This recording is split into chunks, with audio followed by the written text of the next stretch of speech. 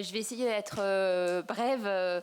Merci aussi beaucoup à Hélène pour la place qui a été faite dans le film documentaire à la question de la commission vérité.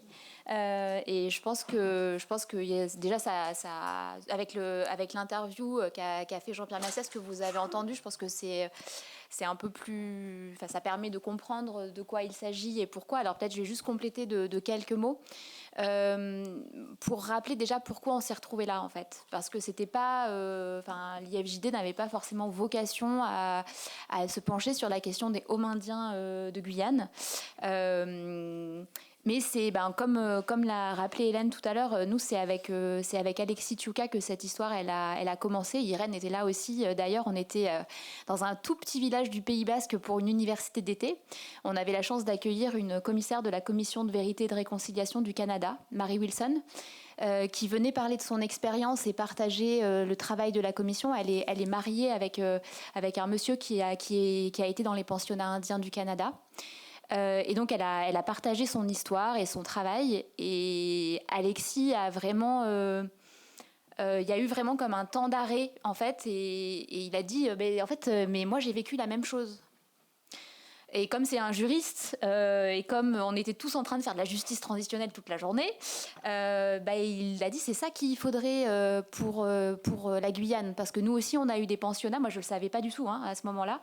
Nous aussi, on a eu des pensionnats. Et ça, c'était en 2019. Et c'est comme ça que cette histoire a commencé. Évidemment, le livre Allons enfants de la Guyane, le livre qu'a publié Hélène Ferrarini, il a aussi permis donc c'était la fin de l'année, dernier trimestre 2022. Il a aussi permis en Guyane que des personnes commencent à prendre peut-être plus facilement la parole sur cette question des Homindiens. Alexis était toujours vivant à ce moment-là. Il est décédé à la fin de l'année 2023. Et donc un travail commun s'est engagé sur cette question de la justice transitionnelle, avec cette question de se dire mais finalement est-ce qu'une commission vérité ce serait utile, pertinent pour répondre aux Homindiens de Guyane. Et comme on travaille sur la justice transitionnelle et qu'on a accompagné plusieurs commissions vérité, évidemment pas en Guyane mais ailleurs dans le monde, on a commencé à travailler sur cette question, à essayer de mieux comprendre aussi le contexte pour voir. Nous on connaît pas les Homindiens, on connaissait très mal la Guyane, mais par contre on connaît bien les commissions vérité, donc il fallait que chacun apporte sa part de connaissances et de compréhension et de dialogue pour qu'on puisse essayer de résoudre ensemble cette question. Et effectivement, c'était le travail de l'Institut, j'insiste parce que je crois qu'il y a parfois eu l'ambiguïté, c'est pas une commission vérité en fait. Ce premier rapport qui a été fait, cette première étude qui a été menée, c'est une étude qui a pour objectif de se dire est-ce que cette commission vérité, elle serait pertinente. Une commission vérité, c'est bien autre chose, c'est bien plus ambitieux, ça a permis d'accueillir beaucoup plus de témoignages de toutes les personnes qui veulent venir parler. Mais cette étude, elle nous a quand même permis de faire un certain nombre de constats qui allaient dans le sens de la commission vérité. Le premier, c'était peut-être justement ces témoignages parfois compliqués. Il y a beaucoup de gens qui ont exprimé aussi la difficulté de parler de ce sujet. Et déjà, quand il y a un sujet dont il est difficile de parler, souvent c'est que c'est un sujet important. C'est rare qu'on a du mal à parler d'un sujet de la pluie et du beau temps. Et des témoignages aussi assez ambivalents, donc c'est-à-dire évidemment des gens qui parlaient de traumatisme, des gens qui avaient vraiment une répulsion ou vraiment que des très mauvais souvenirs de leur passage dans les Homindiens, et puis des témoignages aussi beaucoup plus contrastés de gens qui voyaient du positif et du négatif, voire de témoignages positifs de gens qui disaient que les Homindiens leur avaient apporté, notamment d'apprendre à lire, écrire, compter, comme si on devait être séparé de sa famille pour apprendre à lire, écrire, compter. Et on est tous, la plupart dans cette salle, on sait très bien qu'on peut apprendre à lire, écrire, compter en restant chez soi. Mais même chez les gens qui avaient un souvenir positif, bien souvent quand même, il y avait un moment où arrivaient des choses plus difficiles, et donc un constat, en tout cas dans les témoignages que nous on a recueillis, un constat qui était partagé. Sur la difficulté de la rupture familiale. On vous a entendu aussi en parler dans le documentaire, mais beaucoup de personnes évidemment qui exprimaient la douleur d'avoir été séparées de leurs parents aussi jeunes pendant des années, d'avoir pu rentrer chez soi que 2 fois par an, y compris dès le plus jeune âge, mais aussi ces violences qu'on pourrait qualifier de culturelles, c'est-à-dire le fait de ne pas pouvoir parler sa langue, de ne pas pouvoir porter les vêtements qu'on a envie de porter, de ne pas manger ce qu'on aime manger. Ça aussi, ça revient dans beaucoup de témoignages, des aliments tout bizarres qu'on doit manger mélanger les cheveux qui sont coupés et l'emprise religieuse. C'est-à-dire qu'effectivement, ce qui ressort aussi beaucoup, c'est le temps consacré à l'apprentissage de la religion. Et donc, il y a quand même un substrat commun qui ressort de tous ces témoignages, qui sont cette rupture familiale et ces violences culturelles. Et je me rappelle très bien avoir entendu une dame parler lors du lancement du collectif pour la mémoire des Homindiens, une ancienne pensionnaire qui racontait ce que racontait aussi You, mais du côté des enfants. Ce témoignage m'avait vraiment saisi. Cette dame disait: j'ai eu tellement de mal à créer du lien avec mes enfants. J'aime mes enfants, mais comme moi-même, je n'ai pas reçu, on m'a séparée de l'affection de mes parents. Je n'arrive pas à dire des choses douces à mes enfants, je n'arrive pas à prendre dans les bras mes enfants, je ne sais pas comment faire. Et on imagine, je pense qu'on peut tous se mettre à la place de cette dame et imaginer la souffrance en fait que c'est d'aimer ses enfants et de se sentir en difficulté pour leur témoigner son affection. Donc ça, c'est vraiment des choses qui sont revenues dans un très grand nombre de témoignages. À côté de ces violences-là, il y a des violences pour lesquelles nous estimons qu'une enquête approfondie, c'est-à-dire le travail d'une commission vérité, serait nécessaire, qui sont la question des violences physiques et des violences sexuelles. Qui ressortent dans un certain nombre de témoignages, mais dont on sait tous aussi qu'elles sont moins faciles à aborder, notamment la question des violences sexuelles qui se sont déjà exprimées dans un certain nombre de témoignages. Alors, il se trouve qu'aujourd'hui, l'IFJD est aussi en train de mettre en place la commission sur Notre-Dame de Bétharram. Donc, c'est d'un pensionnat catholique à l'autre. Tout ça pour dire qu'effectivement, on a vraiment un doute important sur l'ampleur des violences sexuelles commises au sein des Haumes. Jean-Marc Sauvé et toute son équipe au sein de la SIAZ ont bien montré l'importance des violences sexuelles dans les pensionnats catholiques. Là, on est en Guyane, dans des pensionnats catholiques, dans les années 50, 60, 70, qui sont les années dans lesquelles la SIAZ a montré que la prévalence des violences sexuelles était la plus forte. On est dans un contexte colonial, on ne va pas se le cacher, et on sait que malheureusement, déjà du prêtre à l'enfant, du religieux à l'enfant, il y a des violences sexuelles. Dans un contexte colonial, on peut penser, en tout cas, que c'est encore plus marqué qu'ailleurs, même s'il faut investiguer pour le savoir. Et donc là, nous aussi, c'est une question vraiment qui nous préoccupe et où on pense qu'une commission vérité pourrait apporter vraiment quelque chose, parce que ça crée aussi, on le sait, ça crée énormément de traumatismes et des traumatismes qui perdurent tout au long de la vie et qui ont des conséquences. Donc et enfin, c'est ça aussi une des choses essentielles pour la commission vérité, c'est que ces violences, elles s'inscrivent dans une histoire. Les Homindiens ne sont pas un hasard, et ça vous l'avez tous dit et redit. Les Homindiens, ils s'inscrivent dans le cadre d'une politique coloniale, d'une volonté d'assimilation. Et ce qui veut dire que pour comprendre aussi ces Homindiens et pour comprendre en fait justement dans quelle histoire ils s'inscrivent, comprendre ces violences, dans quelle histoire elles s'inscrivent aussi, c'est essentiel si on veut essayer d'avoir un changement pour le présent et pour l'avenir, parce que malheureusement aujourd'hui encore les enfants et les adolescents en Guyane et notamment les enfants et les adolescents autochtones rencontrent quand même énormément de difficultés dans leur scolarisation, avec des familles hébergeantes qui ne sont pas des Homindiens, mais dans lesquelles aussi des violences sont dénoncées, avec des internats qui ne s'appellent plus des Homindiens, mais dans lesquels aussi des violences physiques, des violences culturelles, etc. sont aussi dénoncées. Et donc, le Homindien, il y a un passé qui l'explique, mais il y a aussi un futur qui continue et sur lequel une commission vérité permettrait de travailler. Parce qu'une commission vérité, c'est pas un procès. On n'accuse pas une personne et on n'est pas là pour établir sa culpabilité.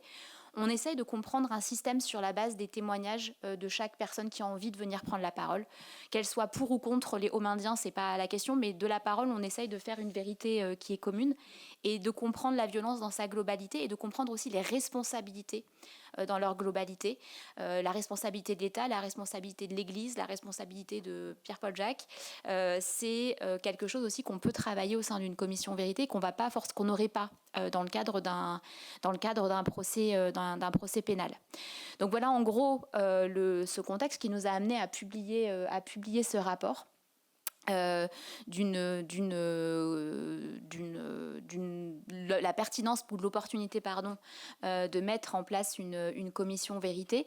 Et cette pertinence, elle a aussi été étayée par le fait que les pensionnats autochtones ne sont pas propres à la France, malheureusement, mais qu'on en retrouve dans de très très nombreux pays, y compris même dans des pays où on n'imaginerait pas. C'est-à-dire qu'il y a des pays avec des systèmes politiques opposés, c'est-à-dire que de la Russie de l'URSS, on va dire, aux États-Unis, on retrouve en fait malheureusement ce système de pensionnat autochtone et de volonté donc assimilatrice. Et là, je vais céder la parole à Leslie. Et dans ces contextes-là, il y a déjà un certain nombre de commissions vérité qui ont pu être créées et qui ont montré peut-être leurs bienfaits. D'accord. Merci beaucoup Magali. Merci Madame la sénatrice pour cette rencontre. Merci à tous. Merci aussi à Hélène Ferrarini.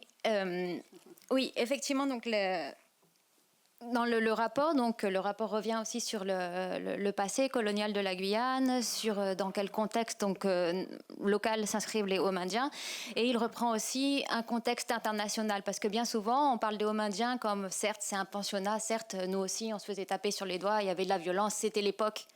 Mais non, à cette époque, la volonté, et ça a été très bien retranscrit dans le film, d'une part, c'est l'Église, les Hauts servaient leur objectif d'évangélisation, et pour l'État, les Hauts servaient leur objectif de francisation. Et il s'agissait, la phrase a été reprise, et elle est tellement forte, et là, elle est propre à la Guyane, c'est qu'il fallait, pour faire d'un Indien un bon petit catholique, il faut d'abord en faire un orphelin. Et donc la politique coloniale de la France, la volonté de la France de cibler l'enfant autochtone, de cibler la famille autochtone, de cibler la culture autochtone, est inscrite dans cette phrase-là.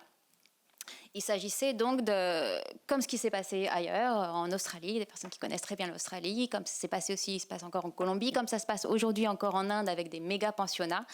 Il s'agit donc de séparer, Guillaume Couillery parlait d'arracher l'enfant, mais comme il y a différentes sensibilités, donc de séparer l'enfant de sa famille, de sa culture, de son territoire, de son identité.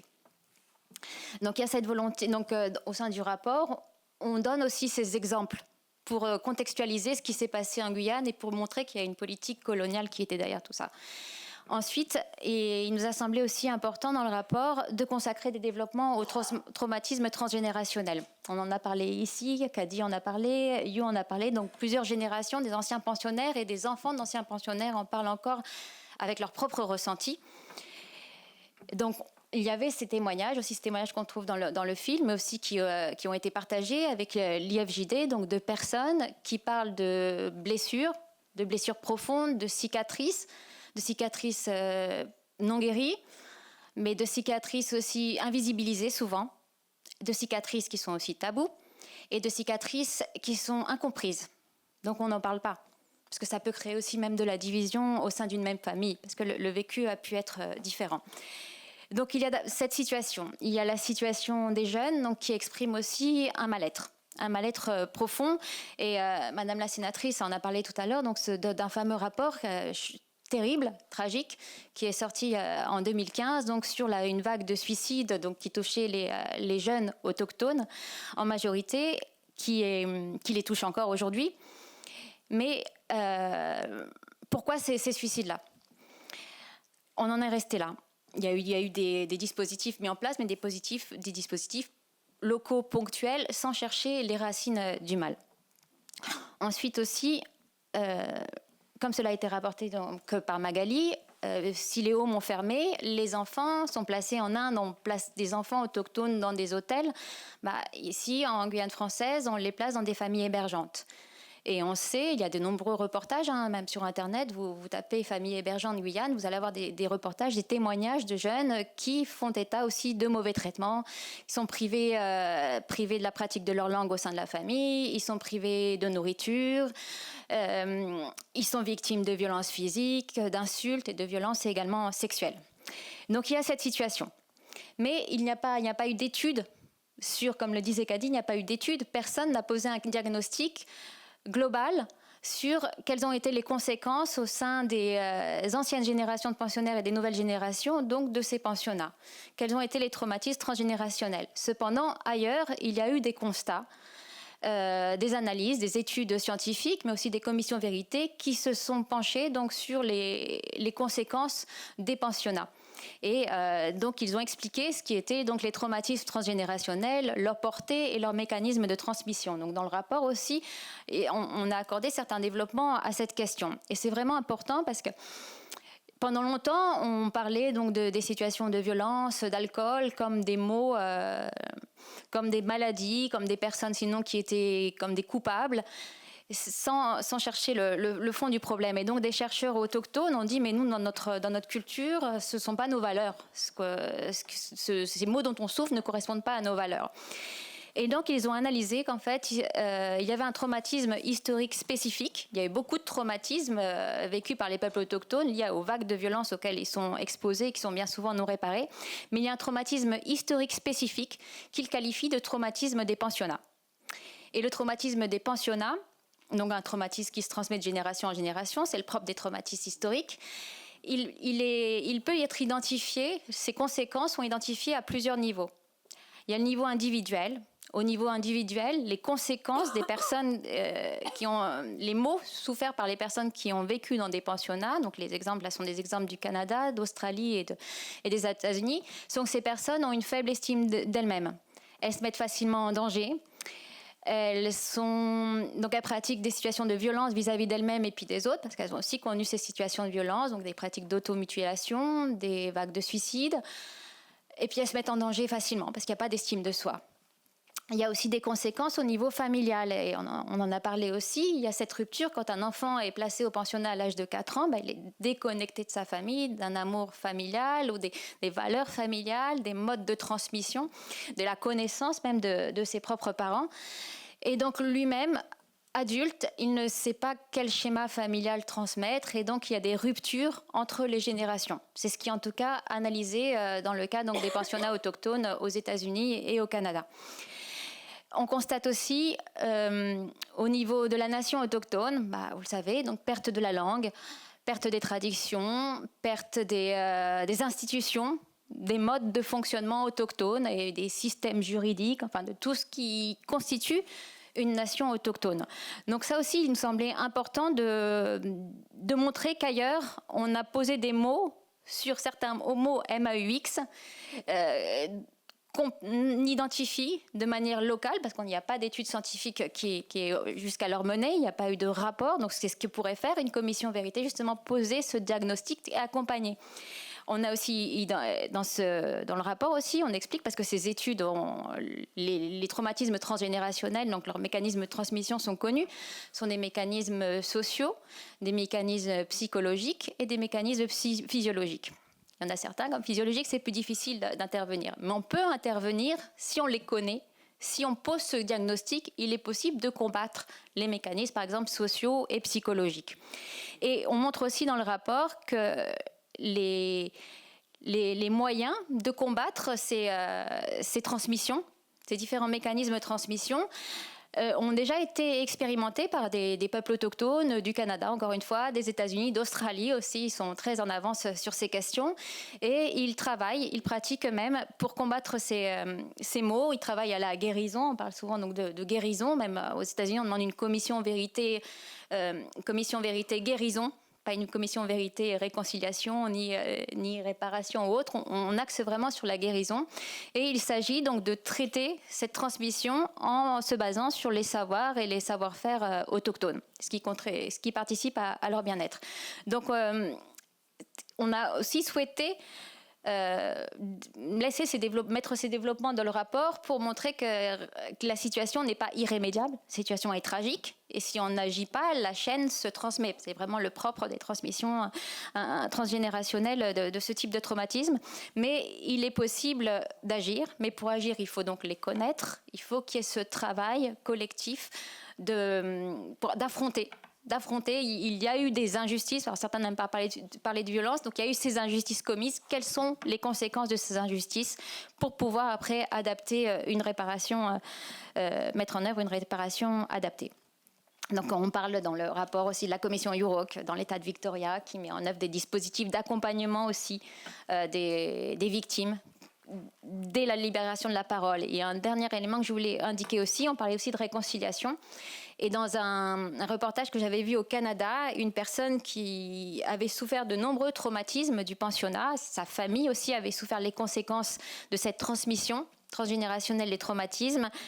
Il s'en était sorti en pratiquant justement, en renouant avec son territoire, en renouant avec son identité, avec des pratiques, un savoir-faire autochtone. Et sa plus grande victoire, c'était sa réconciliation avec ses enfants. D'avoir enfin pu se regarder en face et savoir chacun qui ils sont et d'avancer ensemble. Et petit à petit, la communauté, la nation se reconstruit. Donc il y a aussi des messages positifs et des exemples intéressants pour que chaque peuple autochtone concerné peut-être puisse se saisir et réfléchir eux-mêmes quelles modalités de libération de la parole ils souhaiteraient et quelles modalités de réparation et de guérison. Voilà, c'était ces éléments. Merci. Merci beaucoup. Parce que justement, effectivement, la commission vérité, elle présente l'avantage d'être un mécanisme qui est très souple, en fait. C'est-à-dire qu'en gros, c'est des gens qui écoutent d'autres gens. C'est ça, en gros, la base d'une commission vérité. Et le reste est à peu près ouvert. Donc, c'est-à-dire la composition, dans quelle langue on peut parler, combien de temps ça dure, est-ce que c'est fixe ou est-ce que ça se déplace pour aller à la rencontre des gens. Enfin, bref, tous ces aspects d'organisation, en fait, ils sont totalement ouverts. Et évidemment, l'objectif, c'est de les discuter avec les parties prenantes et les principales personnes concernées pour qu'elles se retrouvent, en fait, dans cette institution. Donc, aujourd'hui, le rapport, il a été publié. Si ça vous intéresse, vous pouvez aller il est disponible sur notre site internet. Une tribune a été publiée dans Le Monde. Je vois un certain nombre d'entre vous qui ont signé cette tribune. Il y a des personnalités autochtones, il y a des personnalités de la société civile, il y a des artistes, des universitaires, des défenseurs des droits humains. C'est à peu près 230 en ce moment personnalités qui ont signé cette tribune. Donc on les remercie aussi de leur intérêt, de leur confiance. Et il reste la question de savoir, et maintenant, qu'est-ce qu'on fait. L'Institut, là, pour l'instant, nous, l'IFJD, en ce qui nous concerne, on est arrivé un peu au bout du chemin. C'est-à-dire, le rapport, ça marque une étape. Nous, on est évidemment on est à la disposition des partis. Les partis, c'est à la fois, évidemment, les anciens pensionnaires, leurs familles, les autochtones de Guyane et plus globalement, les Guyanais qui se sentent intéressés. Et c'est aussi l'État. Parce que c'est une commission vérité, pour qu'elle ait un poids, pour que ces recommandations puissent être mises en œuvre. Et évidemment, on est en plus dans un État qui est quand même assez centralisé, donc on a besoin de l'État et on a besoin de l'implication de l'État. Donc voilà, nous on peut aider sur l'aspect justice transitionnelle et sur l'aspect expertise. On reste à l'écoute, à la disposition des personnes qui auront envie de s'engager dans ce processus de création d'une commission vérité. On partage aussi Yue disait tout à l'heure, c'est urgent. Et c'est une chose aussi qu'on peut partager, d'abord parce que culturellement pour nous tout est urgent, mais aussi parce que malheureusement Alexis Tchouka est décédé. Il aurait aimé voir cette commission vérité et on voudrait éviter que d'autres personnes qui, comme lui, hier on travaillait sur le statut du collectif et malheureusement il y avait d'autres signataires du statut qui étaient déjà décédés. Donc c'est une urgence, mais c'est aussi une urgence parce qu'on en a parlé, les enfants et les adolescents aujourd'hui, certains souffrent en fait aussi de leur statut, de leurs conditions. On a entendu aussi des mots de souffrance par rapport à son identité. Et ce qu'on peut espérer, c'est que cette souffrance, elle se résorbe ou qu'elle soit accompagnée ou que les gens trouvent des réponses le plus rapidement possible pour eux. Donc tout ça pour dire que on verra ce que l'avenir nous réserve et si cette commission vérité pourra avoir le jour. Mais en tout cas, vous pouvez compter sur l'IFJD pour vous accompagner si vous le souhaitez.